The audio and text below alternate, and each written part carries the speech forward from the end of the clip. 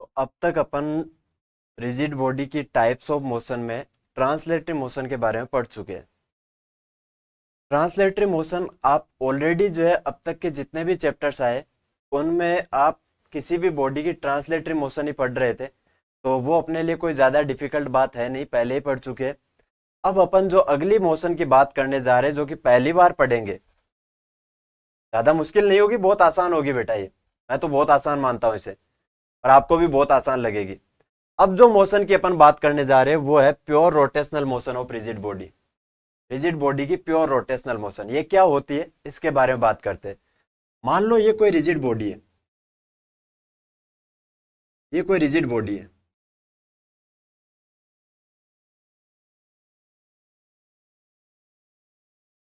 इसमें कोई भी एक लाइन कहीं पर भी हो सकती है। मान लो ये लाइन है, ये लाइन आपने फिक्स कर दी, कोई भी एक लाइन कहीं पर भी हो, कहीं पर भी हो सकता है, इस बॉडी पर भी ना हो, बॉडी से बाहर कहीं हो, कोई भी एक लाइन जो फिक्स कर रखी है और उसके अबाउट ये सारी बॉडी जो है घूम रही है। बताओ, सोचो यहां पर इसमें मैं ये बीच वाले पॉइंट्स को मिलाने वाली, ये टॉप मोस्ट बीच वाला पॉइंट और बॉटम मोस्ट बीच वाला पॉइंट, मिडल पॉइंट, इनको मिलाने वाली जो है वर्टिकल लाइन है, इसको फिक्स कर दूं तो बाकी सारे पार्टिकल्स की जो एक इकलौती मोशन हो सकती है वो ऐसी हो सकती है क्या, ये इस प्रकार से रोटेट हो सकता है क्या इसके अबाउट। जैसे मान लो इस मिडल पॉइंट, जो साइड वाले फेस का मिडल पॉइंट है और इस साइड वाले फेस का मिडल पॉइंट है, इनको मिलाने वाली लाइन को फिक्स कर दिया, इस पर जितने भी पार्टिकल्स हैं उनको फिक्स कर दिया, तो उस केस में ये रिमोट ऐसी ही कुछ मोशन कर सकता है क्या। क्लियर है। जैसे मान लो यहां पर ये कोई डिस्क है, इस डिस्क को, इस वाली लाइन को फिक्स कर दिया, ऐसा क्रॉस या डॉट का बना रहा हूं, इसका क्या मतलब है, उस उसके प्लेन के परपेंडिकुलर है। तो ये डिस्क का, ये बोर्ड का प्लेन है, इसके परपेंडिकुलर जो ये लाइन है, इसके अबाउट मान लो इसे फिक्स कर दिया, इसके अबाउट इसे फिक्स कर दिया, तो बाकी पॉइंट्स कैसी मोशन कर सकते हैं, इसके अबाउट सिर्फ घूम सकते हैं क्या, ऐसे सिर्फ घूम सकते हैं क्या, या तो ऐसे या ऐसे घूम सकते हैं क्या ये? बस ये मोशन की अपन बात कर रहे हैं, इसको क्या बोला जाता है, प्योर रोटेशनल मोशन। तो इसमें कोई भी एक लाइन होगी, उसके अबाउट पूरे सिस्टम को फिक्स कर दिया जाएगा, उस लाइन को फिक्स कर दिया जाएगा, और बाकी जो पार्टिकल्स है उसके इर्द गिर्द जो है मोशन कर पाएंगे, और कैसी मोशन कर पाएंगे अभी अपन बात करेंगे। ये जो लाइन है इसको बोला जाता है axis of rotation, axis of rotation. ये जो फिक्स लाइन है कहीं भी हो सकती है, इसको क्या बोला जाता है, एक्सिस ऑफ रोटेशन। मान लो यहां पर कोई एक पॉइंट है, ए पॉइंट से बोल देता हूं, मान लो इस एक्सिस से इसका परपेंडिकुलर डिस्टेंस है कुछ, कुछ मान लो r1 है। बताओ इस ए पॉइंट की कैसी मोशन हो सकती है।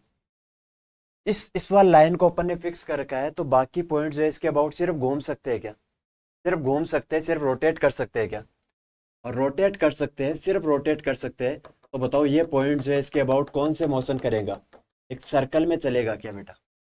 जैसे मान लो इस बी पॉइंट को यदि अपन बोले, तो बी पॉइंट मान लो यहाँ से इस एक्सिस से r2 डिस्टेंस पर है, r2 इसकी परपेंडिकुलर डिस्टेंस है, तो इसके अबाउट ऐसे सर्कुलर मोशन करेगा क्या, सर्कुलर मोशन करेगा क्या। तो यहाँ पर अपन ऐसा बोल सकते हैं कि इस रिजिड बॉडी पर कोई भी पॉइंट है जो कि एक्सिस पर नहीं है, एक्सिस के सारे पॉइंट तो फिक्स है, बाकी जो सारे पॉइंट्स है वो सर्कुलर मोशन कर रहे हैं, और उनके जो सर्कुलर मोशन के प्लेन्स है, सर्कुलर मोशन का जो प्लेन है वो जो एक्सिस है, जो फिक्स है, वो जो फिक्स लाइन है उसके कैसे है, परपेंडिकुलर है। क्लियर है क्या। तो मैं ऐसा बोल सकता हूं कि pure rotational motion of rigid body में,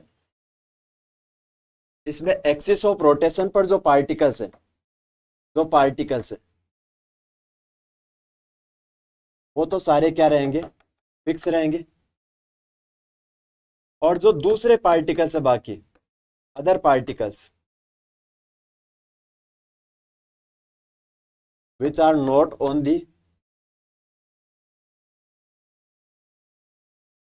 एक्सिस ऑफ रोटेशन, वो कौन सी मोशन कर सकते हैं, वो सिर्फ सर्कुलर मोशन कर सकते हैं, तो विल परफॉर्म सर्कुलर मोशन। और साथ में ऐसा भी बोल सकते हैं कि उनकी सर्कुलर मोशन के जो प्लेन्स है वो एक दूसरे के कैसे रहेंगे, पैरेलल रहेंगे, और उस एक्सिस ऑफ रोटेशन के कैसे रहेंगे, परपेंडिकुलर रहेंगे। Planes of circular motion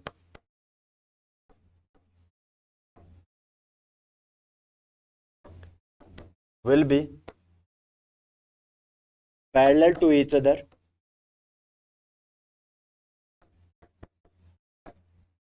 and perpendicular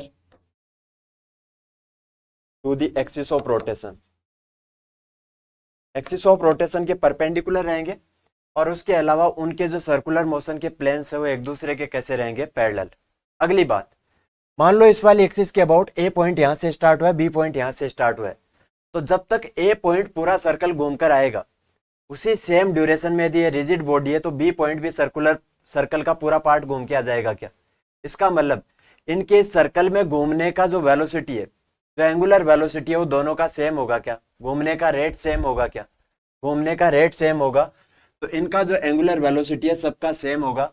और वो जो एंगुलर वेलोसिटी है उसको मैंने यहाँ ओमेगा से लिख दिया है और उसको क्या बोल दिया जाता है, angular velocity of rigid body भी बोल दिया जाता है, angular velocity of rigid body भी बोल दिया जाता है।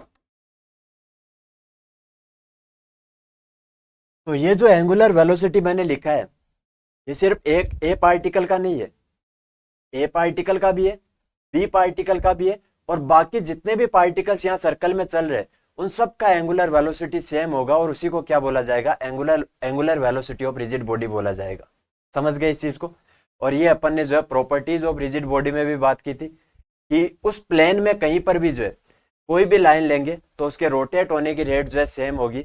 और आप यहाँ देख पा रहे होंगे, जैसे मान लो इस पॉइंट को मैं कोई सेंटर पॉइंट ओ बोल देता हूँ, तो ओ ए लाइन के रोटेट होने की रेट, यानी पूरा एक चक्कर जो है यहाँ कंप्लीट करके आ रहा है, तो उसके जो बीच में रोटेट होने की रेट है, चाहे यहाँ पर जो है मान लो इस पॉइंट को मैं ओ डैश बोल दूं, ओ डैश बी लाइन के रोटेट होने की रेट, सबकी रोटेट होने की रेट यहाँ पर सेम है। और कोई भी मैं पॉइंट्स लेता इस एक्सिस के अलावा भी कोई दो पॉइंट लेता तो उनके रोटेट होने की रेट भी सेम आती है उस प्लेन में। क्लियर है क्या बात, ठीक है।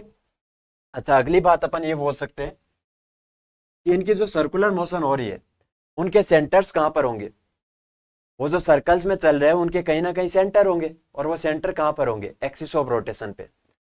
तो centre of their respective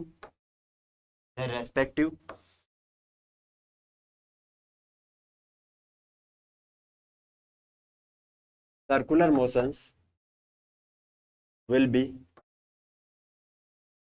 at axis of rotation। कोई दिक्कत। अच्छा, मैं ऐसा बोल सकता हूं कि यदि सेंटर फाइंड आउट करना है तो तरीका क्या है, जैसे मान लो ये सी पॉइंट है, इस सी पॉइंट के सर्कल का सेंटर क्या होगा उसे फाइंड आउट करना है, तो आप सीधा इस एक्सिस ऑफ रोटेशन पर क्या ड्रॉ कर सकते हो, परपेंडिकुलर। क्यों, क्योंकि मैं जानता हूं इस पॉइंट और सेंटर को मिलाने वाली लाइन जो है रेडियल लाइन होगी क्या, और रेडियल लाइन हमेशा जो है उस प्लेन में होगी क्या, सर्कुलर मोशन के, और प्लेन जो एक्सिस के परपेंडिकुलर होगा क्या। तो बताओ इनको मिलाओगे तो एंगल कितना हो जाएगा, 90 डिग्री। तो सी सर्कुलर मोशन जो करेगा यहाँ पे उसका यदि सेंटर फाइंड आउट करना है तो सी पॉइंट से इस एक्सिस पर क्या ड्रॉ कर दो, परपेंडिकुलर। समझ गए इन सारी चीजों को, आगे बढ़े। अगली बात अपन करते हैं काइनेमेटिक्स ऑफ रिजिड बॉडी के किसी भी पार्टिकल की काइनेमेटिक्स क्या होगी। Kinematics of any particle of rigid body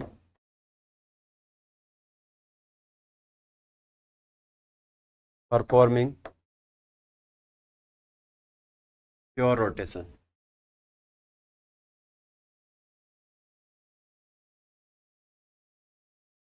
तो यदि रिजिड बॉडी प्योर रोटेशन कर रही है तो उसकी काइनेमेटिक्स क्या होगी किसी पार्टिकल की। देखना, मान लो ये कोई रिजिड बॉडी है, अब मैंने उस पर पिछले पार्ट में जो एक्सिस बनाई थी वो इस प्रकार से कुछ बनाई थी। एक्सिस कहीं पर भी हो सकती है बेटा, कोई दिक्कत ना है। तो मैं इस बार एक्सिस ऐसी बना दूं क्या, मान लो इस पॉइंट से पास हो रही है और इस प्लेन के परपेंडिकुलर, तो क्रॉस से दिखा दो क्या इसे, आप चाहो तो डॉट से दिखा दो, प्लेन के परपेंडिकुलर है और इस पॉइंट से पास हो रही है, ठीक है।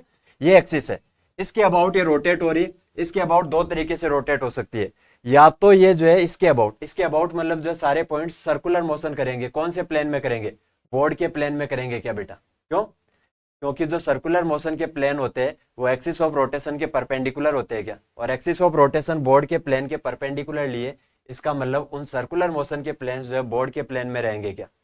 तो मान लो यहाँ पर कोई एक पॉइंट है पी पॉइंट, जो कि यहाँ से मान लो कितनी डिस्टेंस पर है, आर डिस्टेंस पर है। तो ऐसी सर्कुलर मोशन करेगा इसके अबाउट। अब ये सर्कुलर मोशन दो तरीके से हो सकती है, वो एंटी क्लॉकवाइज यानी क्लॉकवाइज भी रोटेट कर सकता है और एंटी क्लॉकवाइज भी रोटेट कर सकता है। मैंने यहाँ पर इनको क्लॉकवाइज रोटेट करवाया है, आप चाहो तो एंटी क्लॉकवाइज भी रोटेट करवा सकते हो, कैसी भी प्योर रोटेशन यहाँ पर हो सकती है। ठीक है, इस पी पॉइंट के पास सर्कुलर मोशन कर रहा है तो कुछ ना कुछ वेलोसिटी होगी, और वेलोसिटी हमेशा पाथ के टेंजेंशियल होती है।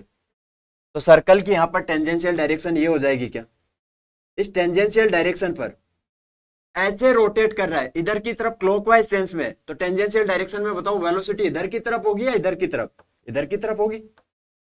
मान लो कितनी है, वी है, या वीपी से लिख दो, आपकी मर्जी है। ये इसका सेंटर हो जाएगा, इससे परपेंडिकुलर लाइन खींचेंगे एक्सिस पर, तो ये इस पर जो है सेंटर हो जाएगा। और सेंटर और पॉइंट को मिलाने वाली लाइन कैसी होती है, नॉर्मल होती है क्या बेटा। तो नॉर्मल और टेंजेंशियल डायरेक्शन के बीच का एंगल कितना हो जाएगा, 90 degree.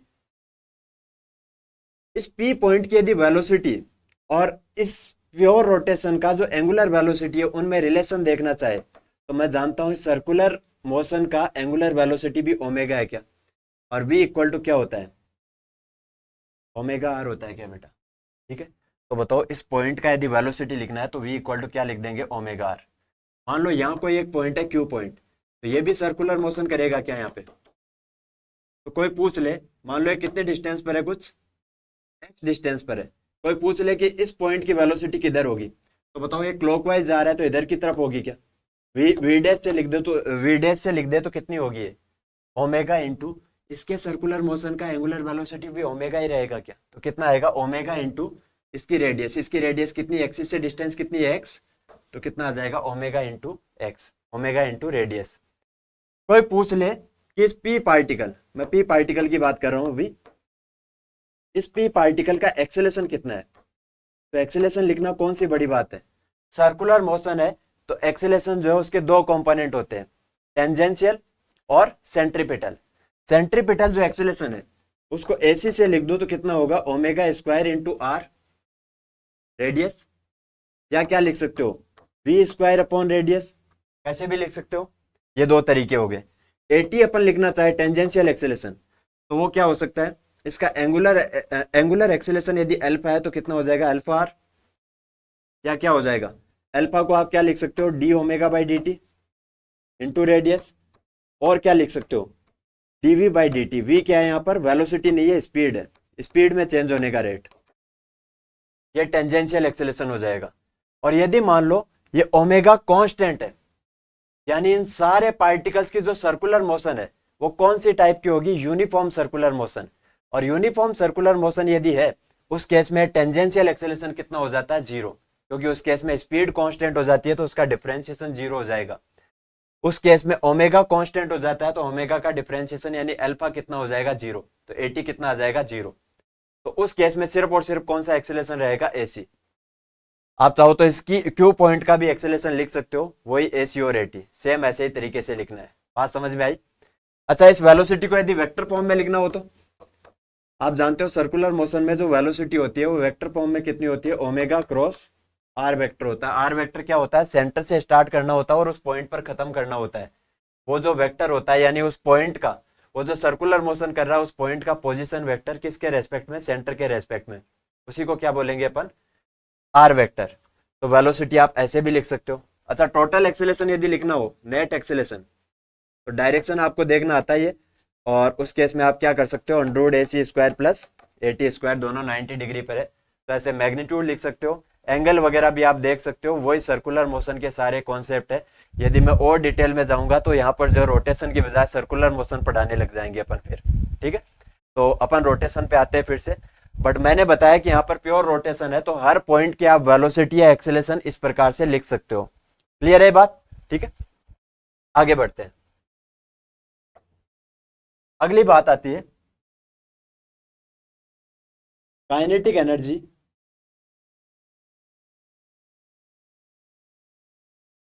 Of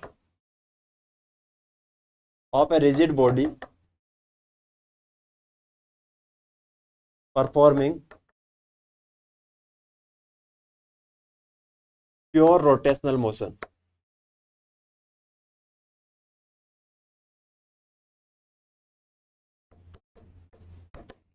pure rotational motion यदि कर रही है तो उसकी काइनेटिक एनर्जी कितनी होगी। अच्छा, इस काइनेटिक एनर्जी को कई बार ऐसा भी बोल दिया जाता है रोटेशनल काइनेटिक एनर्जी, क्योंकि ये प्योर रोटेशन के केस में आ रही है तो रोटेशनल काइनेटिक एनर्जी भी सिर्फ बोल दिया जाता है, कोई दिक्कत। तो वो कितनी होगी, तो उसके लिए मैं अगेन एक रिजिड बॉडी का एग्जांपल ले रहा हूँ। मान लो इस वाली एक्सिस के अबाउट ये रोटेट हो रही है, एंगुलर वेलोसिटी ओमेगा है, ये एक्सिस है, इसको एक्स एक्स डैश बोल देते हैं। मान लो यहाँ कोई एक पार्टिकल है जिसको आयत पार्टिकल बोल देते हैं, जैसे 1 2 3 4 आयत पार्टिकल, कोई रैंडम पार्टिकल ले लिया जिसका मास मान लो कितना है mi। तो बताओ ये पार्टिकल कौन सी मोशन करेगा, सर्कुलर मोशन करेगा क्या इस वाली एक्सिस के अबाउट, इसका सेंटर यहाँ हो जाएगा क्या। इसकी रेडियस को मैं मान लेता हूँ कितनी है, r i है, कोई दिक्कत। जैसे कोई पहला पार्टिकल कहीं बोलूंगा तो उसकी रेडियस r1 बोल दूंगा, दूसरे की r2 बोल दूंगा, आयत की मैंने क्या बोल दी, ri बोल दी है, ठीक है। इसकी वेलोसिटी किधर रहेगी, ये जो एक्सिस है इसके परपेंडिकुलर सर्कुलर मोशन हो रही है तो वेलोसिटी भी परपेंडिकुलर ही रहेगी क्या, यानी इस प्लेन में कहीं रहेगी क्या, और किधर रहेगी, सर्कल के टेंजेंशियल। जैसे इस पॉइंट पर देखें तो इधर की तरफ हो जाएगी, यदि ऐसे रोटेट कर रहा है ये तो इधर की तरफ हो जाएगी। मैं डायग्राम में इस प्रकार से बना रहा हूँ, कोई कंफ्यूज होने की जरूरत नहीं है। वेलोसिटी को वी आई से लिख दिया, और वी आई आप जानते हो कितना होगा, ओमेगा इंटू इसका रेडियस, रेडियस कितना है आर आई, क्लियर है। तो बताओ इस आयत पार्टिकल की काइनेटिक एनर्जी लिखे तो क्या आएगी, काइनेटिक एनर्जी ऑफ आयत पार्टिकल कितनी आएगी, यही आई से लिख देता हूं, हाफ एम वी स्क्वायर होती है क्या काइनेटिक एनर्जी। तो बताओ हाफ मास कितना है एम आई, वी का वैल्यू कितना है आयत पार्टिकल के लिए, ओमेगा आर आई है क्या, उसका स्क्वायर। थोड़ा और सिंप्लीफाई कर लेते हैं, half M I omega square R I square, यही आ रहा है। काइनेटिक एनर्जी अपन ने आयत पार्टिकल की लिख दी है। अब बताओ टोटल काइनेटिक एनर्जी लिखनी है क्या रिजिड बॉडी की, total kinetic energy of rigid body.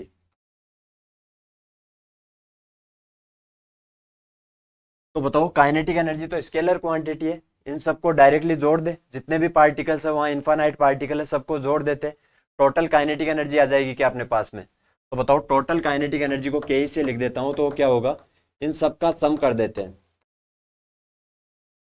मैंने यहाँ पर 1 2 3 4 ऐसे लिखा है, इन्हें कंटिन्यूस नहीं लिखा, तो मैं समीशन का यूज कर रहा हूँ। कंटिन्यूस लिखता उससे भी कर सकते हैं, वहां पर मेरे को इंटीग्रेशन लगाना पड़ेगा, समझ रहे हो इस फर्क को। डिस्क्रीट वैल्यूज लिखिए तो मैं जो है यहाँ समीशन का यूज कर रहा हूँ, बताना क्या आएगा।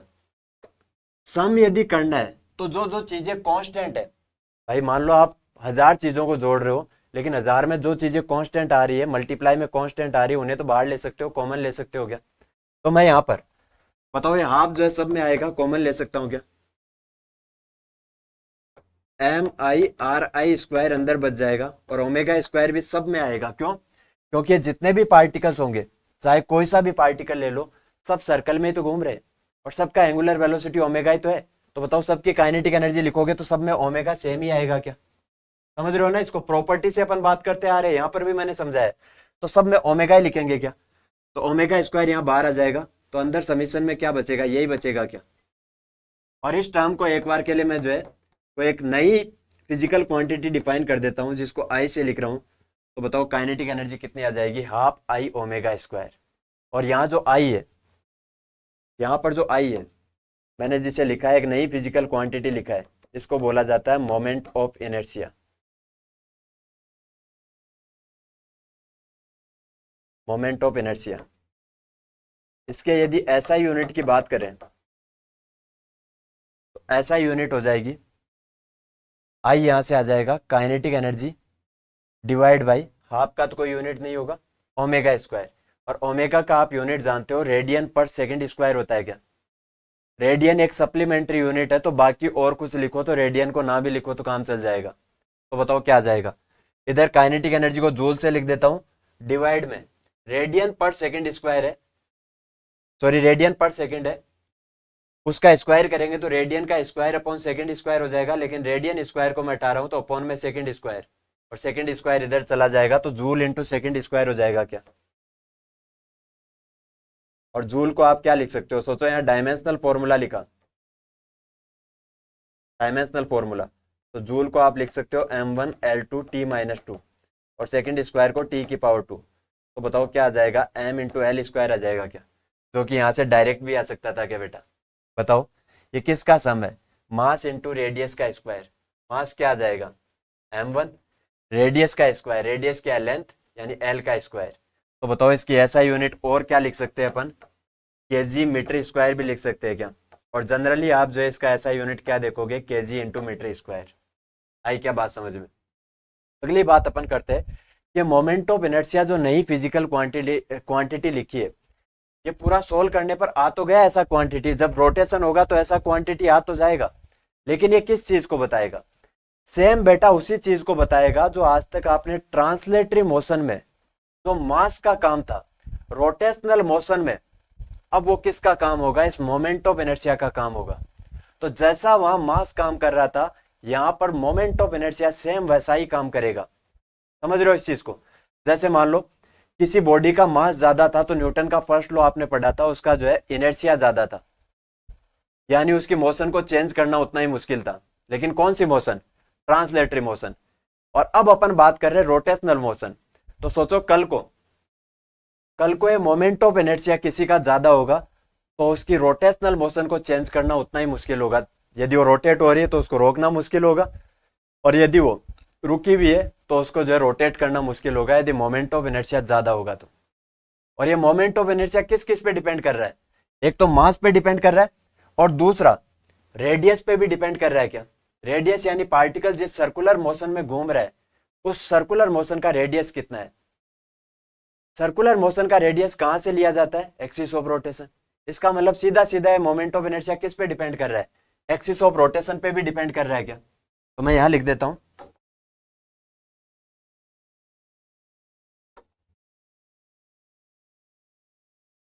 मोमेंट ऑफ इनर्शिया जिसको अपन ने आई से लिखा है will depend on axis of rotation. सीधा सीधा एक्सिस ऑफ रोटेशन पे डिपेंड करेगा, बड़ी बात है बेटा। जैसे मान लो इस रिजिड बॉडी पर ये एक्सिस ऑफ रोटेशन लिया है, कोई यदि इसको एक्सिस ऑफ रोटेशन ले लेता तो हो सकता है कि वहां पर मोमेंट ऑफ इनर्शिया अलग आ जाता। और मैं ऐसा भी बोलना चाहता हूं, यदि किसी एक्सिस के अबाउट मोमेंट ऑफ इनर्शिया कम होगा तो कल को अपन बाकी सारी चीजें सोल्व करेंगे तो पता चलेगा उसके अबाउट रोटेट करना उसे उतना ही आसान काम है। तो मोमेंट ऑफ इनर्शिया यहाँ पर रोटेशन में वही काम करेगा जो ट्रांसलेटरी मोशन, यानी आज तक जो मोशन पढ़ी थी वो सारी ट्रांसलेटरी थी, उनमें जो मास ने काम किया था। समझ रहे हो इस चीज को, चलो